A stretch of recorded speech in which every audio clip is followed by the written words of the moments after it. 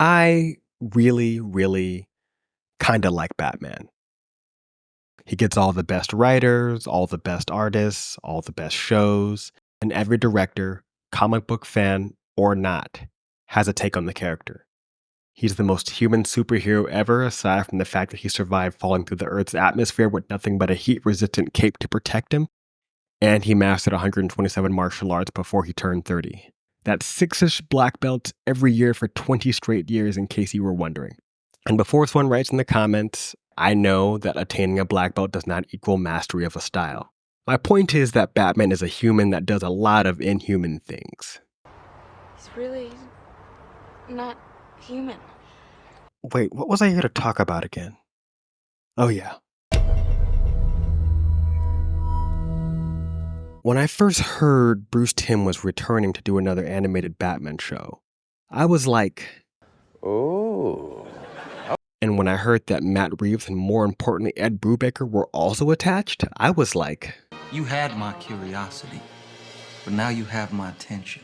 most people probably know Matt Reeves as the guy who directed The Batman, but most probably don't know Ed Brubaker, a name so prominent within the comic book space that I didn't even need to know the premise of the book. If his name was on it, I was reading it.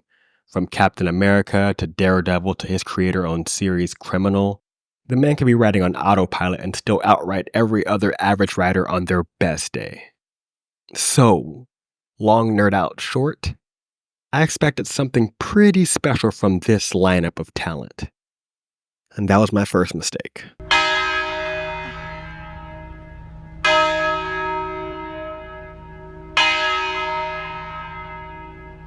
Now let's get the easy, shallow diversity takes out of the way.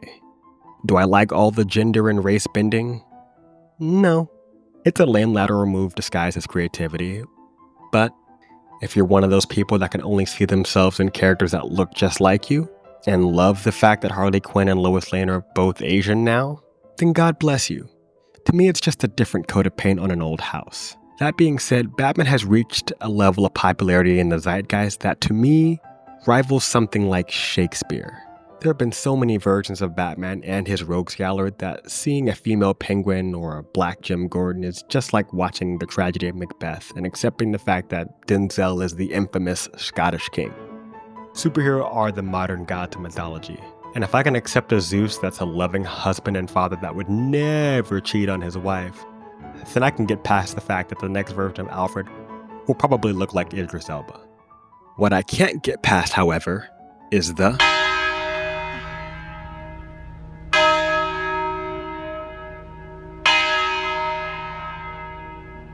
This may be the most unambitious writing I have ever seen.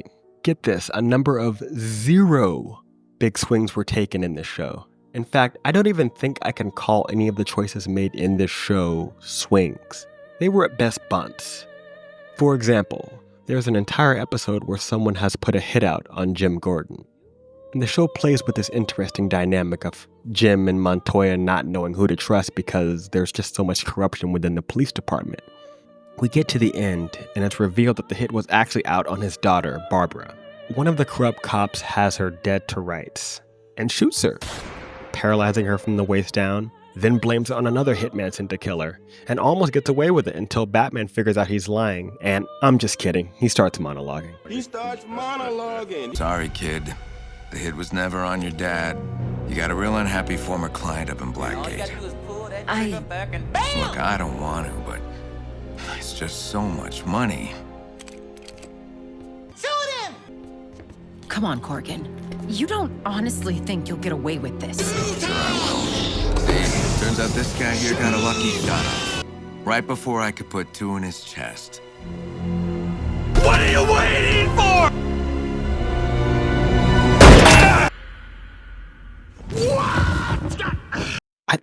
I thought we were past this stage of storytelling. Watchmen subverted it, Austin Powers made fun of it, The Incredibles made fun of it again, and the Kingsmen put the final nail in the coffin. Or should I say bullet. The storytelling in this show is just so linear and basic that I couldn't really wrap my mind around it. Imagine watching Twilight, and the moment the end credits start to roll, you look up and see the words, directed by Christopher Nolan.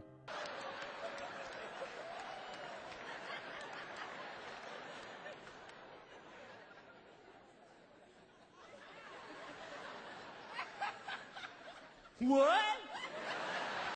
Now imagine that in reverse, where you know who the creators are. In fact, they're the reason you're here right now watching this show. You expect quality because, well, they've given you quality. Time and time again. But there's a moment where I realized the show was in big trouble when Penguin blows up police headquarters. And this happens in the first episode, only to have them in a brand new building in the second, like nothing ever happened. Then they did it again with this character called Firebug, who I guess is their version of Firefly. Batman has to fight Firefly, Firebug character, and save a bunch of kids from a burning building. Cool setup, Batman has to do two things at once, except that first part never happens. Batman does run into Firebug, but their battle begins and ends in this scene. Firebug shoots fire at Batman, our Cape Creator takes cover, and that's it. That's all that happened. That's the end of the story. Batman beats up a couple of cops later and saves a few kids, but Firebug literally just runs out of fuel, setting everything else on fire, looks down from the top floor to admire his beautiful work, and then some corrupt cops just show up and blast him out a window. What kind of show am I watching where it doesn't even occur to Batman to, stop the bad guy? Or even try to stop the bad guy? Now, I know that saving civilians is a big priority, but so is stopping this wildfire in human form. This could have been a great source of tension that postulates the dramatic question: save the people, or stop the monster before he potentially makes the situation even worse? We could have finally gotten the episode where Batman and Gordon work together for the first time because they're left with no other choice. But instead of having each of them tackle a problem, they both just double up on one. Save the children, and just hope Firebug doesn't burn down too many buildings.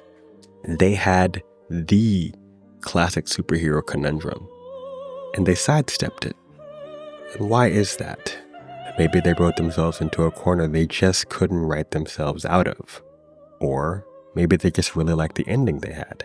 And deciding what is the best creative choice can be a difficult task. An impatient writer might jump the gun, thinking the first or second draft will suffice, while the patient writer might toil forever on the eternal path to perfection. Unfortunately, I feel this show might have fallen into the trap of the former. Every episode smells of a meal undercooked.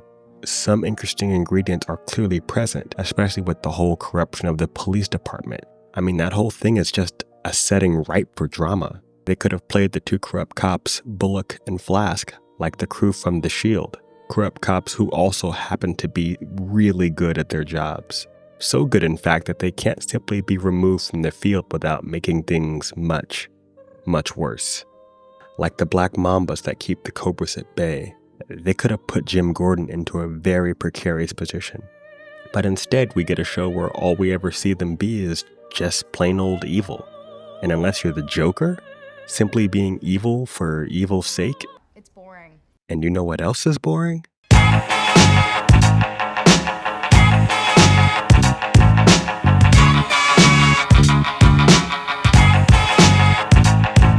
Now, there's no one that can truly throw hands like the Batman. Regarded as one of the greatest hand-to-hand combatants in the DC universe, Batman has had some truly epic fights. From his fight with Red Hood, to taking on the entire Suicide Squad by himself, to taking on the Man of Steel, to the best live-action fight scene to ever grace the screen. To put it plainly, my expectations were high, which was my second mistake. If I were to describe the action in this show, it would be aggressively basic. Which is sad because when I heard we were getting a Batman show styled in the 40s, I thought we'd get something like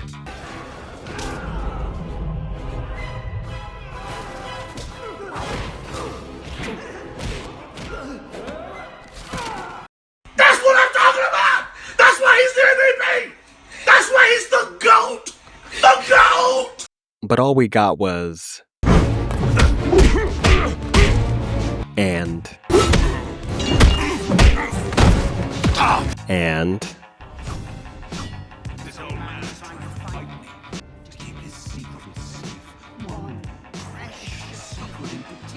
when it comes to animation, DC has been the king of the hill for the better part of 30 years.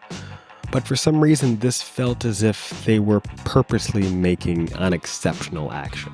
Now, I've heard some people say that this is more of a detective show, so the action isn't supposed to be the highlight. But to that I retort, then why put it in the first place? There's a fight scene in almost every episode, and they are for the most part basic and uninspired. I think they were going for like a classic Errol Flynn vibe with the big John Wayne style haymakers and the swashbuckling sword fights. But instead of, updating it like they did with films like The Mask of Zorro or Puss in Boots: The Last Wish, they kinda just did a copy and paste of the original. Nostalgia is a hell of a drug, and I am guessing that they were counting on that to absolve them of any criticism for their lack of creativity. Action is supposed to hit like a shot of adrenaline, the drop in the roller coaster that produces the chemical concoction of fear and excitement. The problem here is that there is no drop, at least not one for adults or kids, which then begs the question.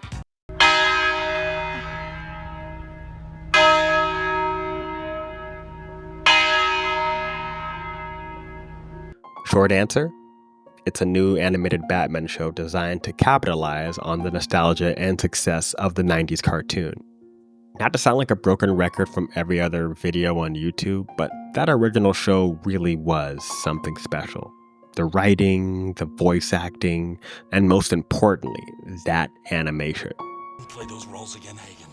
Let me help you find a cure. No! Hagen's gone! Make him stop haunting me!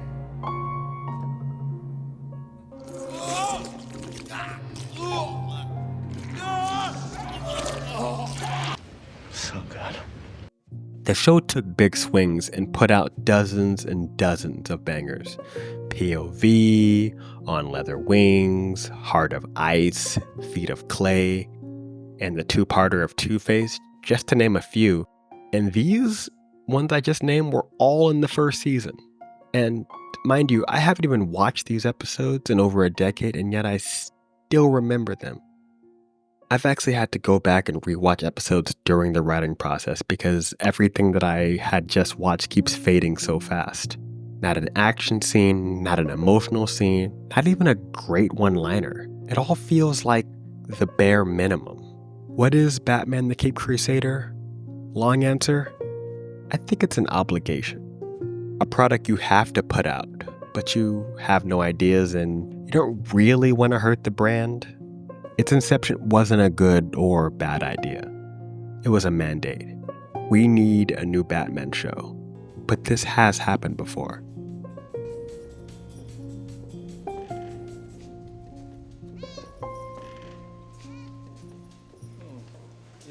And Bruce Timm and the team were able to turn that seemingly stupid request into the brilliance that is Batman Beyond. So... What happened? Did your balls drop off? No, but their creativity sure did. I'm sorry. That joke was smacking my knees from hanging so low. Oh my God! But all jokes aside, this show reminded me of the scene in Signs. Shit, I know you. You're Merrill Hess. I was there the day you hit that 507-footer over the left field wall. Set the record. Man, that thing had a motor on it. It's still the record, right? Got the bat at home? On the wall? You've got 2 minor league home run records, don't you? 5. Why weren't you in the pros making stacks of cash and getting your toes licked by beautiful women? Because he has another record most people don't know about. He has the minor league strikeout record. Hello, Lionel. Merrill's a Class A screw-up. He would just swing that bat as hard as he could every time. Didn't matter what the coaches said. Didn't matter who was on base. He would just whip that bat through the air as hard as he could. Looked like a lumberjack chopping down a tree. Merrill here has more strikeouts than any 2 players. You really got the strikeout record?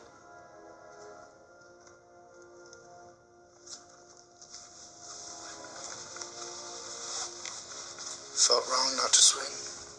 Not every bold choice is a smart choice. And not every smart choice needs to be bold. But every choice needs to make me feel like this show is trying to win. Now, what do I mean by that? To put it simply, our brains so hate the idea of losing something that's valuable to us that we abandon all rational thought and make some really poor decisions. So Curtis wasn't playing to win, he was playing not to lose. what is Batman the Caped Crusader? It's a show that goes for the tie. Till there's a winner and there's a loser. What's that? A tie. Okay, till there's a winner, a loser, or a tie. You can tie. If you tried to end a game in a tie in the United States, heck, that might be listed in Revelations as the cause for the apocalypse. It's got plots, it's got characters, but it has no themes. The topics of white flight, sexism, and wealth inequality are brought up, but only in passing dialogue. None of these things affect the characters in any meaningful way, so they just end up feeling like that copy of War and Peace displayed on my shelf to make guests think I'm smart. For example, the Harley Quinn episode has the famed jester using her skills as a psychologist to manipulate dubious rich men into giving up their entire fortunes for charity. Why? I don't really know. And if we don't know why a character does what they do, then what's the point? The psyche of Batman's rogues gallery is a very deep well of stories about the human condition, and yet this show seems completely uninterested in exploring that. They had a full season to set up Two-Face, but only did something in the last 2 episodes. And none of it even makes any sense. Harvey Dent has 0 hints of a mental disorder for the first 8 episodes, but the moment he gets splashed with a little acid, bam, DID. If I were to break down the elements of what makes a classic Batman story, it would be tragedy. The feats an actor would go to play a role. The damage a husband would cause to save his wife. And the hope that a victim has in the love of their abuser. The villains of the Caped Crusader, however, are not designed to be empathized or sympathized with. Not really. The closest we get is the new Clayface. His motivations start from a place of envy and sadness. A character actor who yearns for the face of a leading man. But they trade that angle out for one of an angry incel. And the rest of the villains are even flatter. So flat, in fact, that I can break each of them down with 3 words or less. Vapid and materialistic, pyromaniac, generic, says automatopoeias, corrupt and unaware, hates the poor, smart and lesbian. And don't even get me started on the Dark Knight himself, or should I say the vague and emotionally distant Knight. I know Batman is supposed to be a bit of a cold read, but even around Alfred he acts exactly the same. He doesn't even give his butler the respect of calling him by his first name until the last couple minutes of the last episode. And when Batman finally called him, Thank you, Penny. Alfred. Thanks, Alfred. I thought to myself, was that supposed to be a character arc? Now imagine if we took this scene, but applied logic. Thank you, Pennyworth. Thank you, Alfred. You're welcome, Master Bruce. May I ask why you've decided to call me by my given name? It's because I trust you now, Alfred. So, raising you for the last 20 years doesn't count because... I was going through a hard time, Alfred. Indeed you were, Master Bruce. If only you'd had a mentor or father figure to help you through such tough times. And I thank you many times for that. How would you define the word many, Master Bruce? More than one. That would be a couple, Master Bruce. What's more than a couple? A few. What's more than a few? Several. Well, I thought about thanking you many times, Alfred. It's just I'm not supposed to show any real growth until season 2. We've been greenlit for a second season. Of course we've been greenlit. I'm Batman. I always get renewed after the first season. But what about Beware the... Pew, pew, pew, pew, pew, pew, pew, pew, pew. Pew, pew, pew, pew, pew.